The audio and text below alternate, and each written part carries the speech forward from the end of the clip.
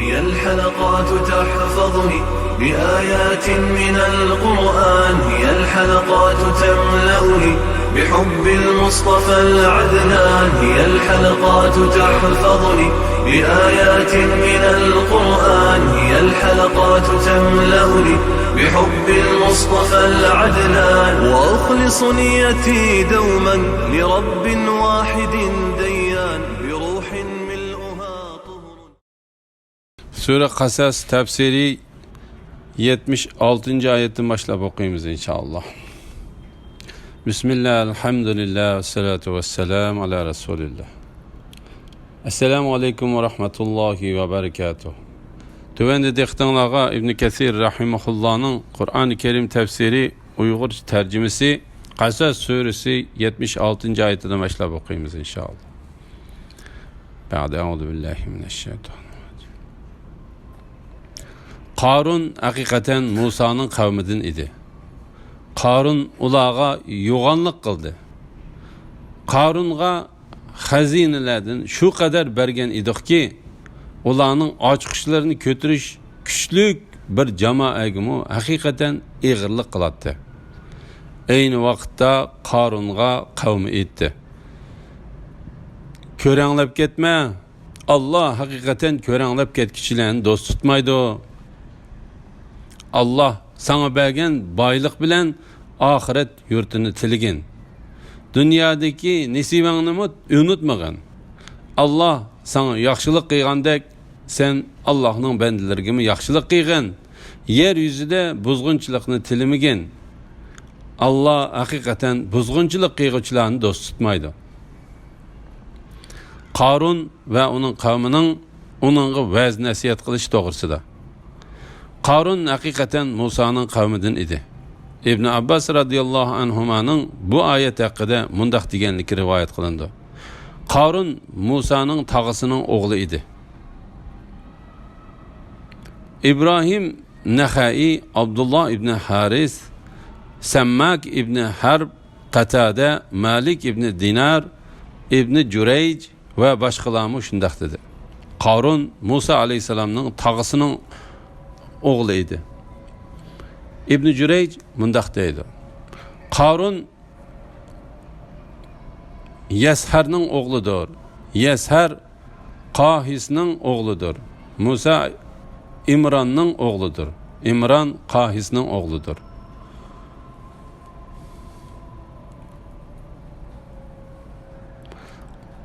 Qarun'a hazinelerden yani mal mülkten şu kadar köp bergen idik ki ulanın açıkışlarını kötürüş güçlük bir cemaatımı hakikaten ağırlık kılattı. Yani açıkışlarının köplükiden onu kötürüş bir cemaat kişilerimi elbette ağırlık kılattı. A'mash Haysama'dan rivayet kılıp mundaqdaydı. Qarun'un hazinelerinin açıkışları terilerden yasalgan idi. Her bir açkıç bir barmak miktarı idi. Her bir tal açkıç muayyen kölemdeki bir hazine üçün idi.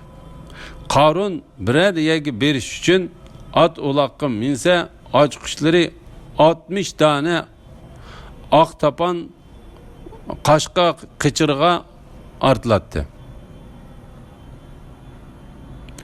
Bu haqda buningdan başqa so'zlar qilindi.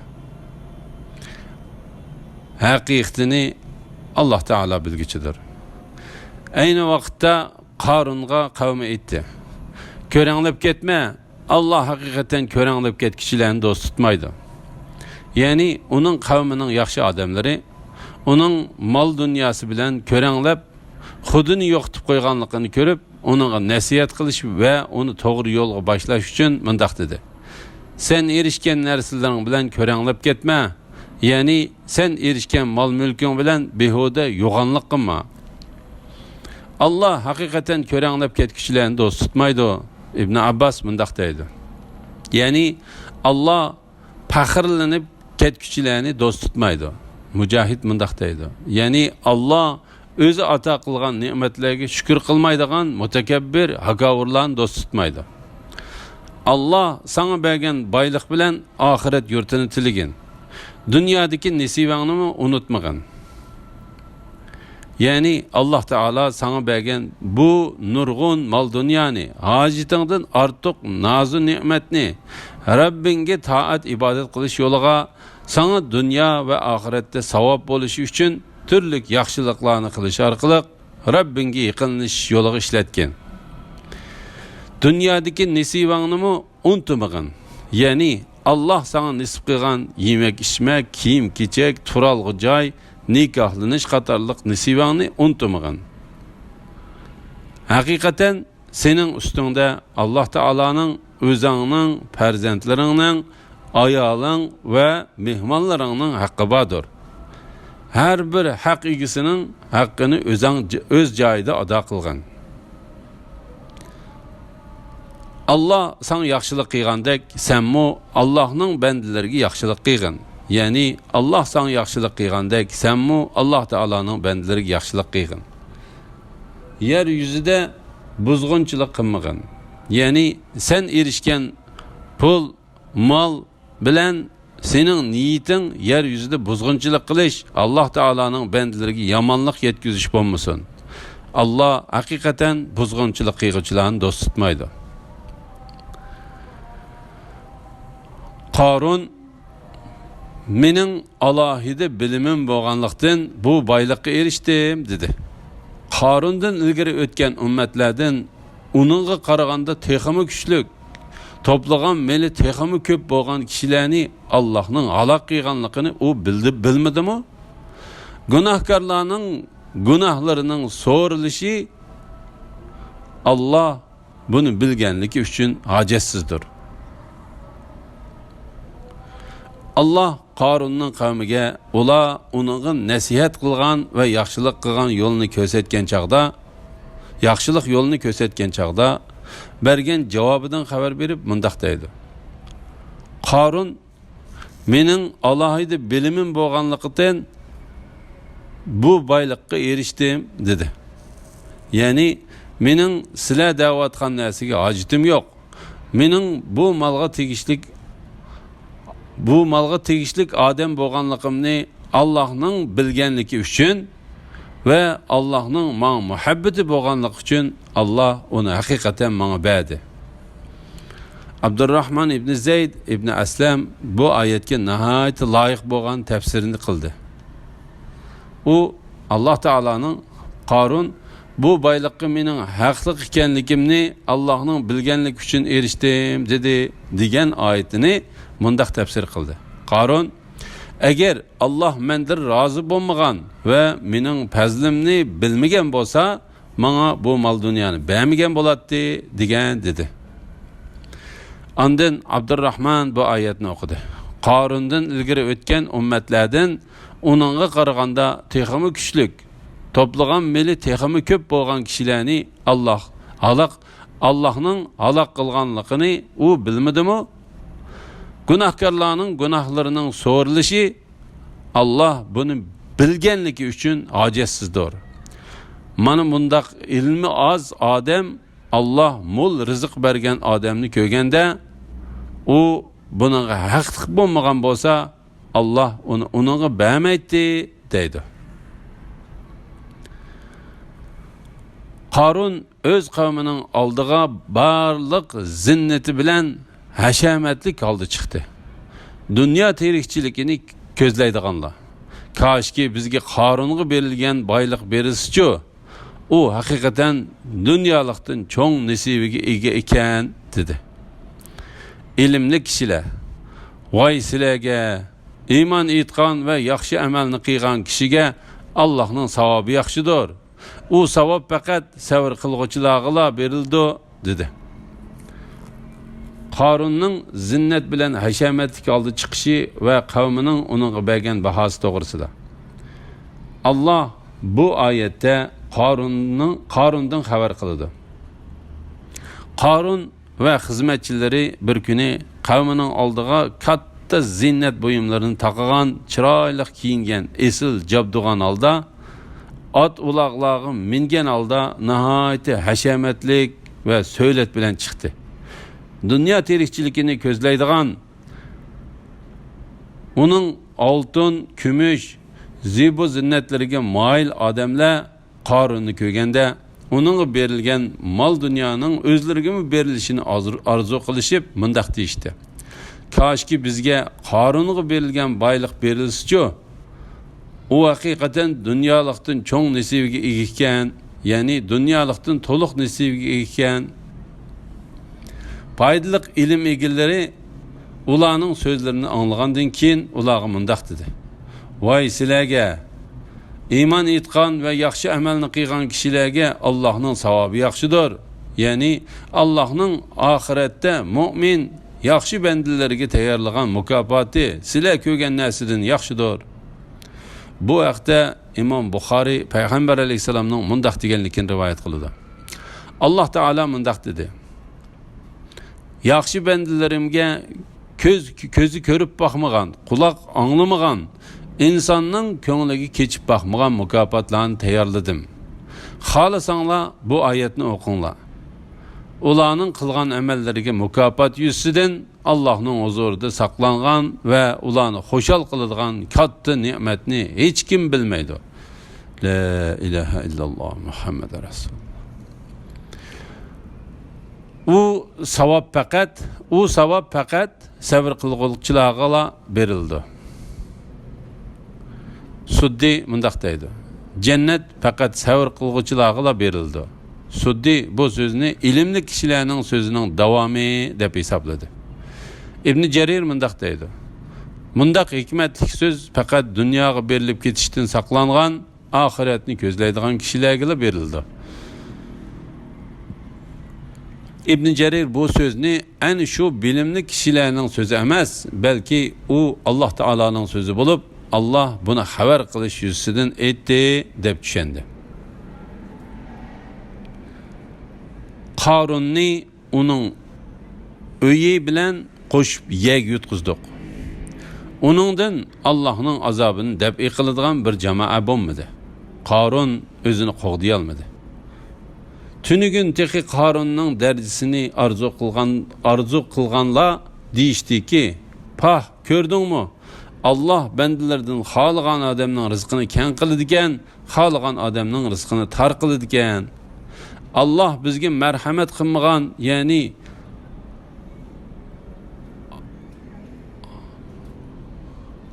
arzu qilganimizni bergan bo'lsa edi, bizni albatta yer yutatdi. Vay ko'rdingmi? Kafirlar nijot topmaydi." Qarunning uy bilan qo'shilib yerga yutqizilib o'tishi, yerga yutqizib o'tilishi to'g'risida.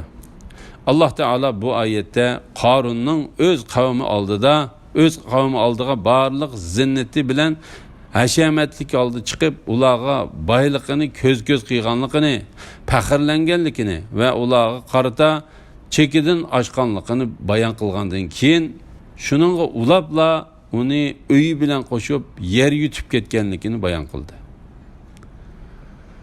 Bu haqda Imom Buxoriy Salimning otasidan Payg'ambar alayhisalomning mundaq deganligini rivoyat qildi. Bir odam takabburlik yuzidan ishtinini uzun kiyib yurgan edi. Uni tuyuqsiz yer yutib ketdi. Halbuki u qiyomat kunigacha yerning ostiga cho'kib bordi. İmam Ahmed Abu Sa'id'den Peygamber Aleyhisselam'ның mundaq deganligini rivoyat qildi. Sizlardan ilgari o'tganlardan bir odam bir qur yeşil ton kiyib, faxrlangan holda kishilarning oldiga chiqdi. Allah yerga buyruq berdi. Yer uni yutib ketdi.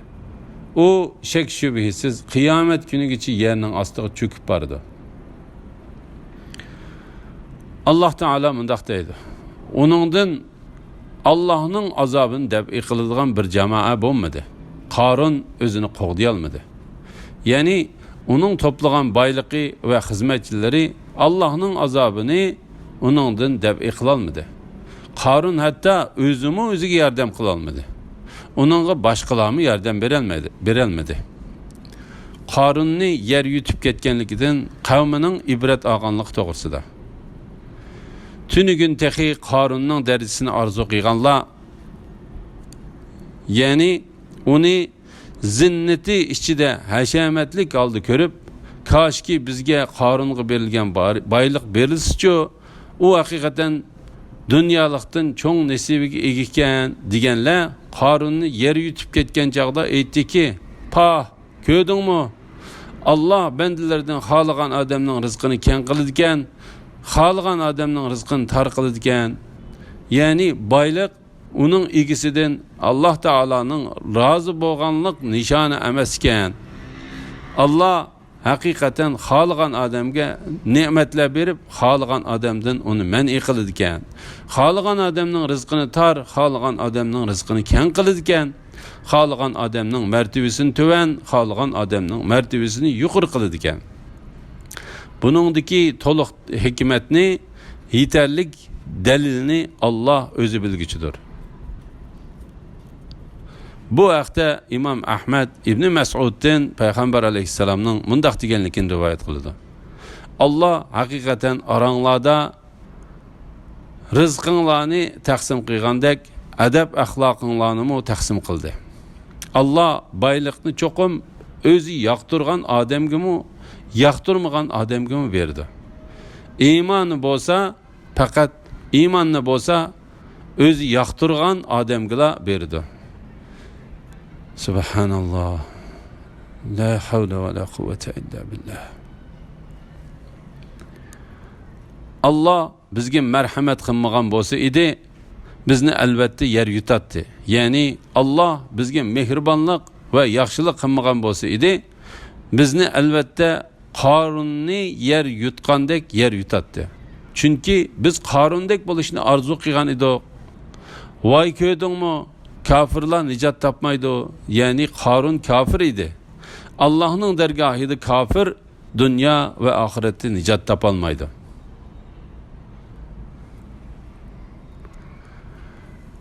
Yani şu ahiret yurtini yer yüzüde çoğunçılık kılışını ve buzgunçılık kılışını közlümaydiganlarga has kıldık.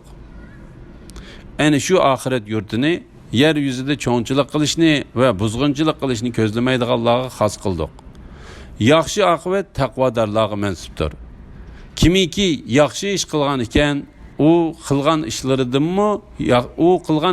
mi yaxşı mükafatga, yani kılgan yaxşılıklardan neçesi artık savapga erişidi. Kimiki yaman iş kılıdiken, yaman iş kılganlarga fakat kılgan işlerine yarışa ceza verildi. Kemter müminlerge ahiret tayarlangan nimetler doğrusida.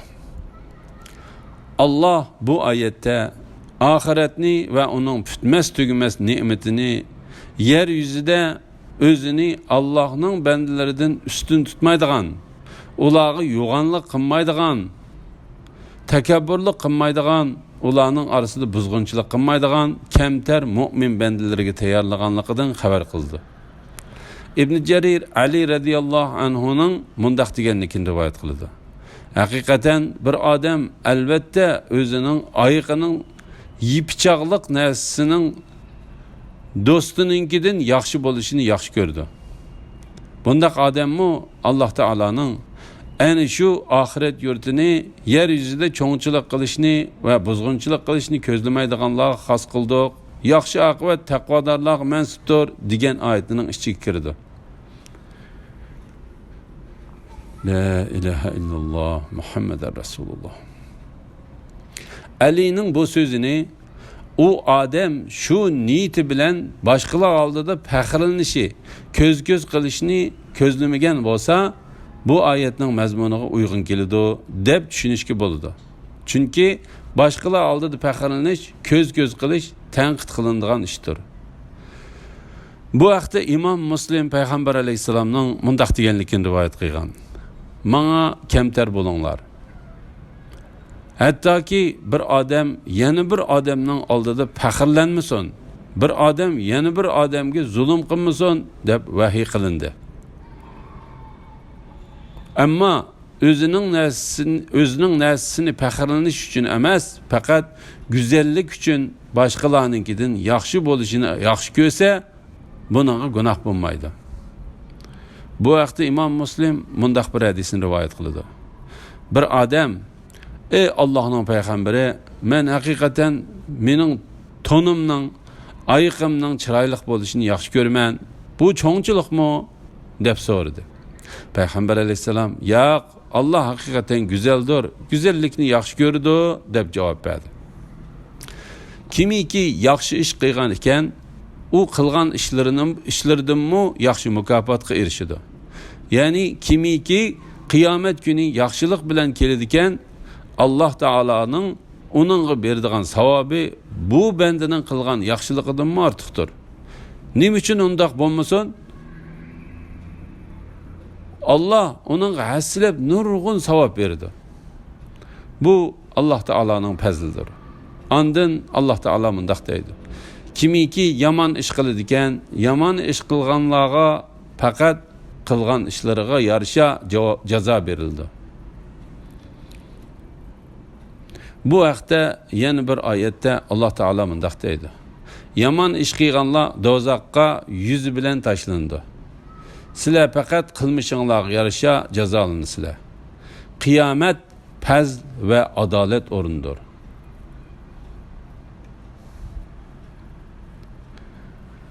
Sana Qur'onni, ya'ni uni tabliğ qilishni va uning ahkomiga amal qilishni farz qilgan zot seni albatta qaytadigan yerga, ya'ni Makkaga qaytardi.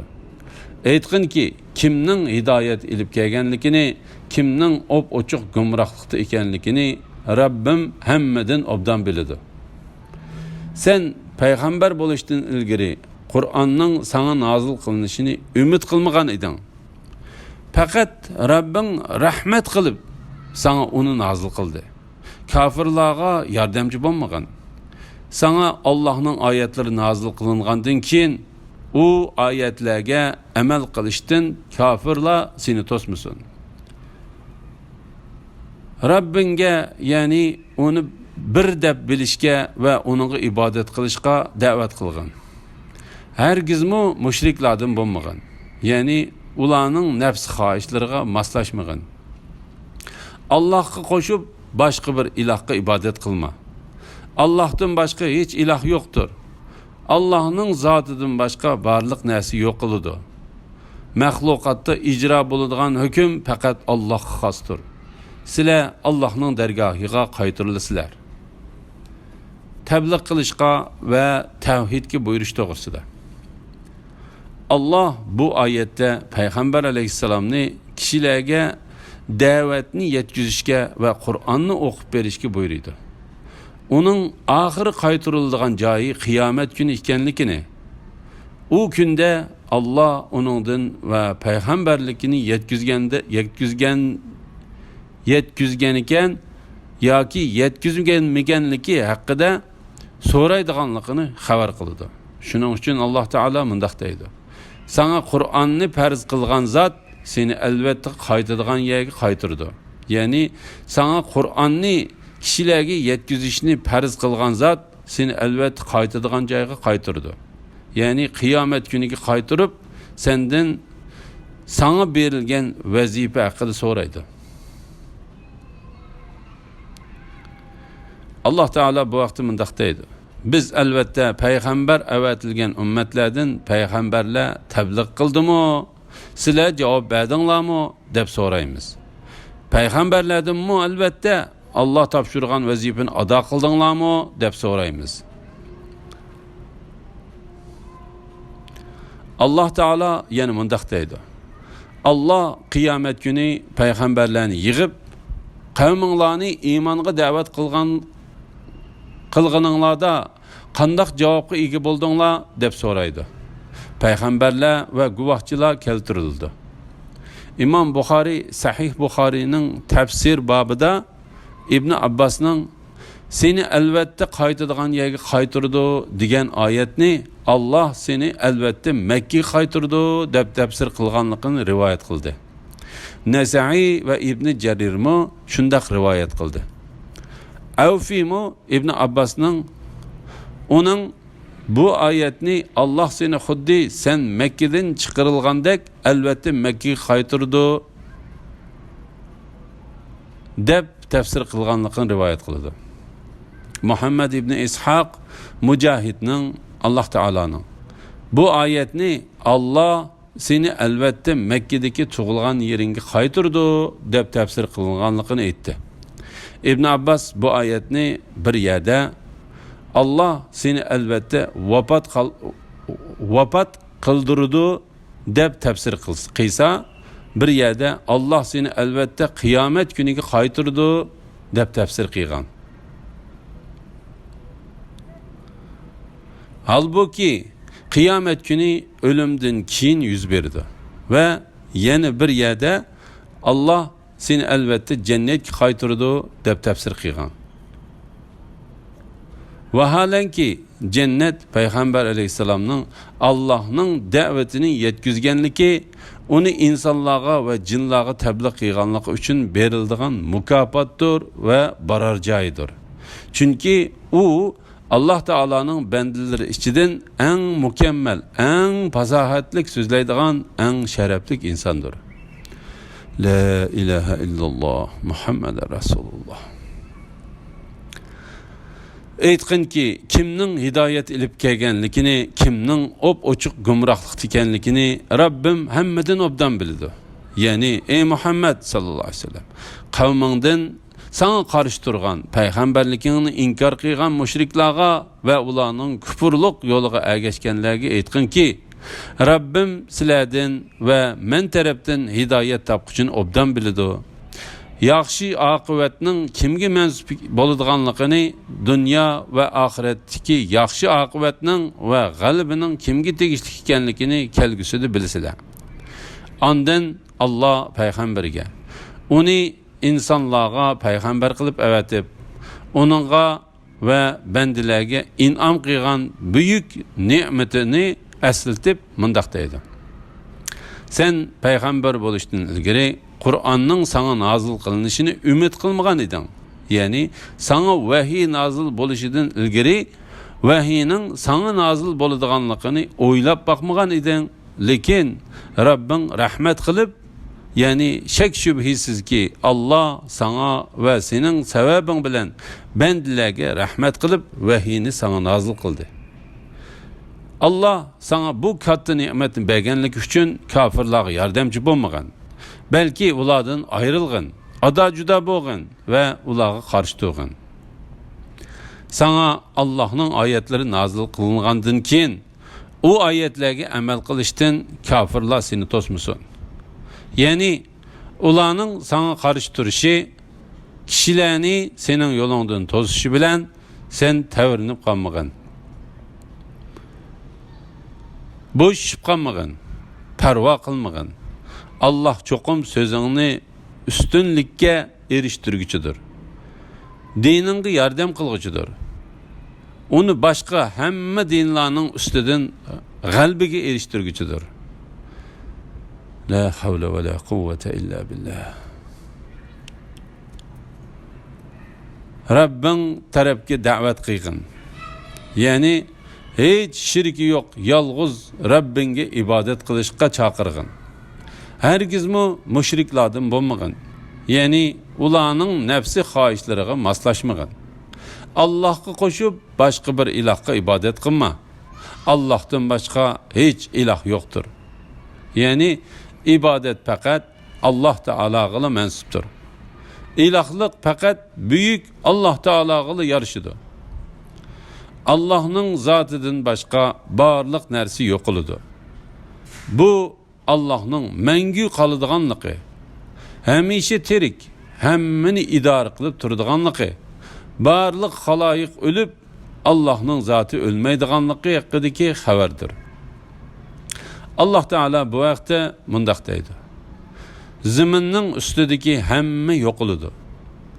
Azimetlik və keremlik Rabbinin zatı məngü qalıdır. İmam Bukhari Ebu Hureyre'den Peygamber Aleyhisselam'ның mundaq degenlikini rivayet kılıdı. Şairinin en rast sözü Labid'nin bilgin ki Allah Teala'dan başka hemme nesi batıldır degen sözüdür.